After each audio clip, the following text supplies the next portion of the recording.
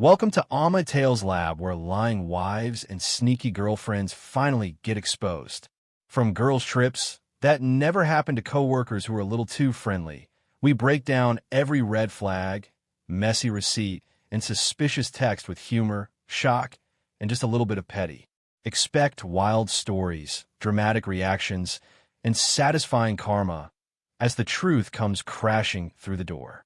If you love relationship tea, plot twists, and seeing players get played, this channel is your new home. Every single chaotic, jaw-dropping, binge-worthy episode. Hit subscribe and never miss a fresh dose of exposed cheating. Don't forget to check our previous stories. Let's get into it. The cruelest thing my girlfriend, Monique Caldwell, ever did was grab my belly at a crowded birthday dinner in Arlington, Virginia, squeeze it like a prop, and say, "This is why you're broke." Then she laughed like it was normal, like my body and my money were community property. Here's how it happened. The restaurant was one of those polished places near Clarendon, with exposed brick, soft lighting, and menus that make simple food sound expensive. I was seated between her friends, smiling, trying to keep the mood light. When Monique reached across the table, I assumed she was going to hold my hand. Instead, she pinched my stomach through my shirt, leaned in like she was telling a secret, and turned it into a joke for everyone to share. I remember the split-second silence before the laughter caught up. A few people chuckled because they did not know what else to do. One friend looked down at her plate like she wished she could disappear. The waiter hovered, pretending not to notice. I smiled because I could already hear Monique later. "You always make everything so serious." I swallowed my pride the way I had been swallowing it for months, quietly, neatly, like it would go down easier if I didn't chew. On the drive back to our place in Crystal City, Monique replayed it like a highlight reel. She laughed again, tapping the steering wheel to the music, delighted with herself. When I said, calmly, that she embarrassed me, she glanced over and smirked. "You are too sensitive," she said, like sensitivity was a character flaw. Then she turned the music up and rolled the window down like my feelings were smoke she wanted out of the car. It wasn't always like that. When we first met in D.C., she was warm, playful, and sharp in a way that made me feel chosen. We went on dates that felt effortless, late-night walks by the monuments, spontaneous ice cream runs, and Sunday mornings where we argued about which brunch spot had the best waffles. Monique used to slip her hand into mine and say, jokingly, "I like a man with a plan." I believed her because my life was steady and I thought steady was enough. I work as a logistics coordinator for a medical supply company in Northern Virginia. It is not glamorous, but it matters. Orders arrive on time, hospitals stay stocked, and problems get solved before most people even notice there was a problem. Monique called herself an entrepreneur, always talking about her brand, always starting something new. In the beginning, it was exciting. We made jokes about being a power couple, and I liked how she could make a simple grocery run feel like an adventure. Some of our best moments were silly. She once tried to teach me a dance in the kitchen while pasta boiled over, and we laughed so hard we had to open the windows. On a weekend trip to Baltimore's Inner Harbor, she insisted we ride scooters, then screamed when a pigeon flew too close, clinging to my arm like I was her bodyguard. I loved her then, loudly in my heart, quietly in my actions, paying attention, showing up, taking pictures of her when she asked, pretending not to notice when she checked them like a director reviewing a scene. The shift started small, disguised as jokes. If I ordered something healthy, she called it poor people discipline. If I talked about budgeting, she called it small thinking. One night at a rooftop bar in D.C., she introduced me as the guy who makes sure the lights stay on, and everyone laughed. I laughed too, because I thought it was harmless. Later, when I asked why she could not just say my name and my job title, she shrugged and said, "Relax. It's not that deep." Her first cruel treatment with consequences happened over my car. I drive a reliable sedan that has never left me stranded. Monique started calling it this struggle mobile in front of her friends, joking that it looked like it came with a free headache. The week she pushed that joke the hardest, she insisted we take her car to a networking event in Tyson's. Halfway there, her tire pressure light flashed, and the tire went flat. We sat on the shoulder while her friends texted, impatient. She blamed me for bad energy. The next time she tried to embarrass me, was at a small cookout in Alexandria with her friends. She asked loudly if I was still doing that warehouse thing, even though she knew exactly what I did. When I corrected her, she tilted her head and said, "Same difference." 10 minutes later, she knocked over a tray of drinks while trying to take a selfie, soaking her own outfit. Everyone laughed, gently, not cruelly, and she glared as if the universe had picked a side. She never connected the dots. She just grew meaner. Monique also had a habit of borrowing confidence and calling it love. She would hype herself up in public, then chip away at me in private. If I got a compliment, she found a way to redirect it. "He's dependable," she'd say, "but he plays it safe." When I started going to gym to feel better, she made it a punchline. "Look at you," she'd tease, trying to turn into somebody. Then she'd laugh like she was doing me a favor by keeping me humble. We still had romantic moments, which is what made the cruelty confusing. She could kiss my cheek in the morning and text me heart emojis by lunch. She could curl up beside me during a movie and laugh at the same jokes I laughed at. She once surprised me with tickets to a comedy show in D.C., and we laughed until our faces hurt. On the walk back, she leaned into me and admitted she liked how calm I was. That made me stay because calm felt like commitment. The funny scenes became minefields. At a friend's game night in Silver Spring, I made a harmless joke about Monique never reading instructions, and she smiled too wide. 10 minutes later, she announced to the room that I still count pennies like it's a hobby. People laughed, and she watched me instead of the room, studying my reaction like it was entertainment. Later, when I told her it was hurtful, she said, "If you are that insecure, that's your problem." She started involving her friends more. Group dinners, group trips, group opinions. If I disagreed with Monique privately, she would bring it up publicly, twisted to make me look unreasonable. At a brunch in National Harbor, she asked if I had finally found a second job because bills do not pay themselves. Then, as if karma was keeping a receipt, the card reader at the restaurant glitched, only when she tried to pay. The server apologized, but Monique's smile tightened like a mask slipping. The birthday dinner in Arlington was the peak of her public cruelty. The belly grab was not just disrespect, it was ownership. It told everyone at that table I was safe to mock. Afterward, Monique posted pictures from the night and captioned them like we were perfect. I stared at the photos, wondering how someone could frame happiness while I felt hollow. When I tried to talk, she laughed and asked if I wanted her to issue a press release to apologize. No remorse, no softness, just control. The suffering after that was quiet and constant. I stopped inviting my friends around because Monique would find ways to belittle me. I started working later because my home felt smaller. When I did come home, she treated me like a wallet with legs.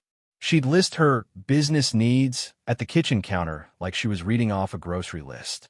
If I hesitated, she would say, "This is why you will always be broke," as if my boundaries were the problem, not her entitlement.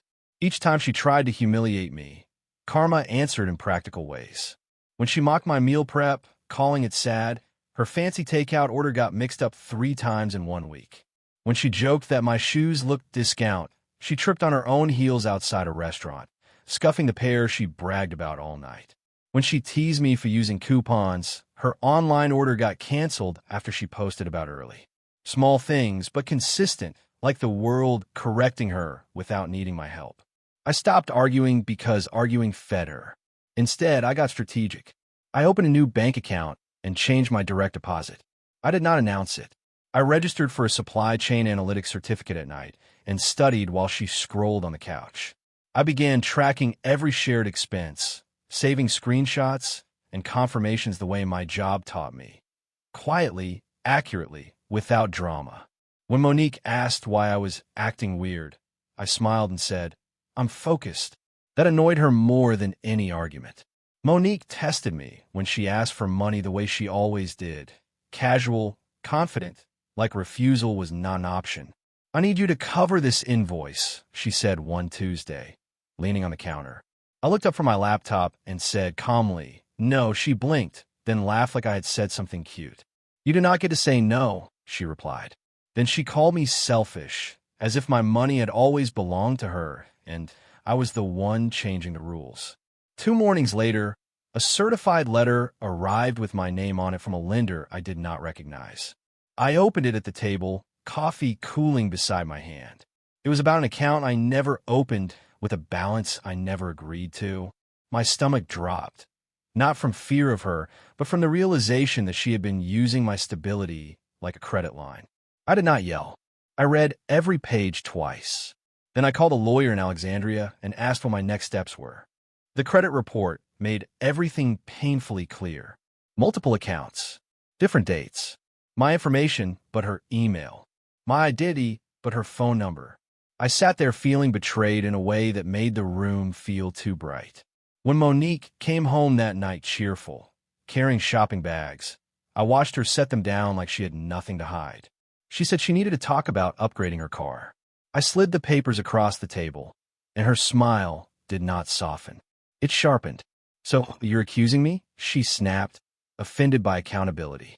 When I asked why my name was on things I never agreed to, she leaned back and shrugged. "That's what partners do," she said. "Handle it. No apology. No shame." She looked at me like I was failing a test she designed. That was the moment I understood I was not her boyfriend in her mind. I was a tool. I was a backup plan. I was something to squeeze and laugh at. I handed her a folder of my own, lease approval in my name only, confirmation of my updated direct deposit, and documentation showing my credit had been frozen. She laughed at first, then got angry when she realized I was serious. "You cannot leave," she said, as if she had the authority to decide. A day later, karma came again. Her client backed out of a supposed contract after discovering she could not deliver inventory on time. She screamed at the phone. I stayed quiet. When I filed the identity theft report and disputed the fraudulent accounts with my lawyer's guidance, the process was not dramatic. It was thorough. Investigations follow trails. Emails, phone numbers, payment histories, patterns. Monique acted like she could bully consequences the way she bullied me. She could not. 2 days later, she got a call from the lender while I was in the living room. Her voice changed from confident to strained, and she looked at me like she wanted me to rescue her from reality. "Fix this," she hissed when she covered the microphone. I did not move. When she ended the call, she was shaking with rage, not remorse. "They said I could be charged," she spat, like the idea was unfair. I nodded once and told her, evenly, "You made choices with my name." She tried to pivot into blame. "You ruined my life," she said. She did not say sorry. She did not admit she was wrong. She simply hated that I stopped letting her win. Her cruelty kept collecting consequences. Friends who once laughed at her jokes began avoiding her calls when she asked for help. Her cousin, who used to clap at her insults, suddenly did not want to get involved. A coworker she bragged about impressing stopped responding after hearing she was in a situation. Monique tried to throw a small dinner to prove she was fine, but 2 guests canceled at the last minute. She sat at the table staring at her phone, furious at everyone except herself. I packed quietly in the bedroom. My exit was private, clean, and final. No shouting, no revenge monologues, just me loading boxes into my car at dawn and leaving my keys on the counter. Monique stood in the doorway with crossed arms and a cruel smile, watching like she was waiting for me to beg. "You are still broke," she said, reaching for the last insult like it was a comfort blanket. I looked at her and replied, calm as ever, "You confuse control with love." Then I walked out. The next months were about rebuilding without an audience. I moved into a modest apartment near work and slept through the night. I finished my certificate course, applying what I learned to real problems at my job. I started running again, not to impress anyone, but to hear my own breathing and remember I belonged to myself. I cooked simple meals and laughed at my own mistakes, like when I tried to flip an omelet and it landed half on the stove. Funny moments returned, softer and safer. My personal success showed up as stability I did not advertise. My manager noticed my work and gave me a raise that I told almost no one about. I paid down debt and watched my savings grow. I learned to enjoy quiet weekends, farmers markets in Old Town Alexandria, bookstore browsing in D.C., movies alone where nobody judged my popcorn order. The humor in my life stopped being at my expense. It became mine again. Monique's voice in my head grew smaller, like a radio fading out as you drive away. The last update I heard about Monique came indirectly and without celebration. She was still blaming everyone, still refusing accountability, still calling me soft, as if cruelty is strength. But her options had narrowed, financially, socially, and emotionally, because she burned trust like it was fuel. I did not reach out. I did not gloat. I just sat in my quiet living room, looked at the clean numbers in my account, felt my own peace settle in, and understood the real karma was that she lost access to me. If you enjoyed this story, please like, comment, and share this video with your friends. Subscribe and turn on the notification bell so you never miss a powerful story drop.